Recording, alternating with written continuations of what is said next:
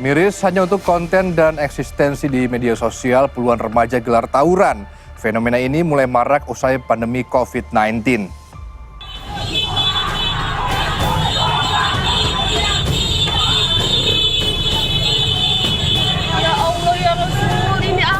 Meresahkan, kini tawuran antar kelompok seperti menjadi tren bagi kalangan remaja. Meski membahayakan, bahkan bisa menghilangkan nyawa, tawuran semakin hari semakin marak terjadi. Mirisnya, ada yang tawuran hanya demi konten media sosial, seperti di Kabupaten Lebak, Banten ini. Dua kelompok remaja menggunakan sepeda motor dan menenteng senjata tajam. Berteriak-teriak menantang musuhnya dari kelompok lain untuk bertarung di Jalan Rangkas Bitung, Cikande, Desa Mekarsari. Sejumlah warga pun langsung membubarkan tawuran dan berhasil menangkap 5 orang pelaku tawuran yang masih berusia di bawah umur. Warga juga mengamankan 4 unit sepeda motor dan 2 senjata tajam berukuran besar. Para pelaku yang ditangkap langsung diserahkan aparat kepolisian Polsek Rangkas Bitung. Dan pengakuan kelima pelaku yang ditangkap, tawuran dilakukan hanya untuk membuat konten dan disebarkan melalui akun media sosial. Semuanya merupakan anak di bawah umur yang usianya 16 dan 17 tahun. Berdasarkan dari keterangannya, mereka ini sebelumnya akan melakukan aksi tawuran, aksi seperti halnya janjian untuk ribut. Tujuannya bukan untuk apa-apa, hanya untuk konten. Hanya untuk konten di medsosnya masing-masing.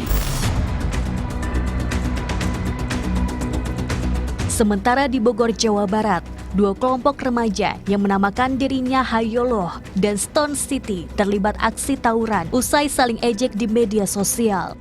Terbakar emosi usai saling ejek, kedua kelompok sepakat untuk bertemu di lokasi yang telah ditentukan. Keduanya saling serang menggunakan senjata tajam yang sudah dipersiapkan sebelumnya. Aksi tawuran menyebabkan 1 orang meninggal dunia akibat sabetan senjata tajam. Mendapati adanya laporan aksi tawuran, polisi akhirnya melakukan penyelidikan dan menangkap 5 pelaku. 2 diantaranya anak di bawah umur. Ada 5 orang yang kami amankan, diantaranya 3 dewasa dan 2 anak-anak. Ya. Dan kita amankan juga alat untuk melakukan tindak pidana, ini golok ya, yang digunakan untuk menyerang korban. Kejadian seperti ini terjadi di sejumlah kota besar yang ada di Indonesia. Tidak hanya konvoi dengan membawa senjata tajam, mereka juga nekat berbuat kekerasan, terlebih pada rivalnya yang seusia. Sosiologi Universitas Muhammadiyah Surabaya mengungkapkan, munculnya gangster terjadi sejak awal masa pandemi, yakni pada akhir 2019.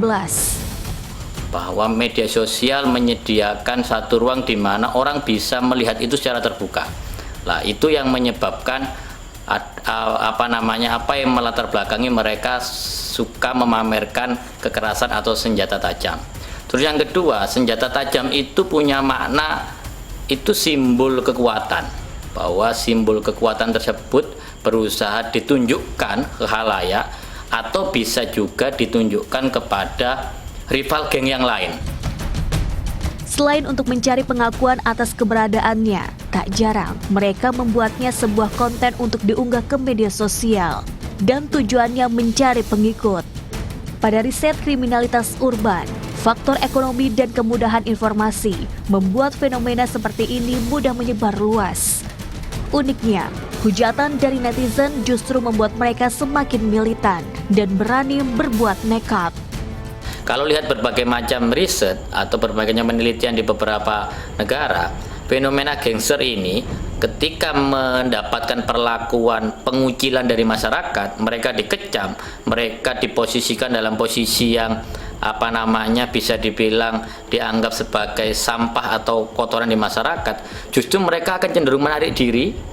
Ketika mereka menaruh diri, mereka akan menjadi semakin militan dan mereka akan melakukan aktivitas kadang-kadang lebih ekstrim. Kelompok-kelompok ini ingin menunjukkan kelebihannya, walaupun dengan cara melanggar hukum dan norma yang ada di masyarakat. Pengawasan dari orang tua dan menanamkan nilai-nilai kemanusiaan jadi salah satu faktor penting.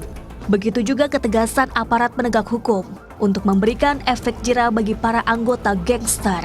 Tim Liputan melaporkan untuk NET.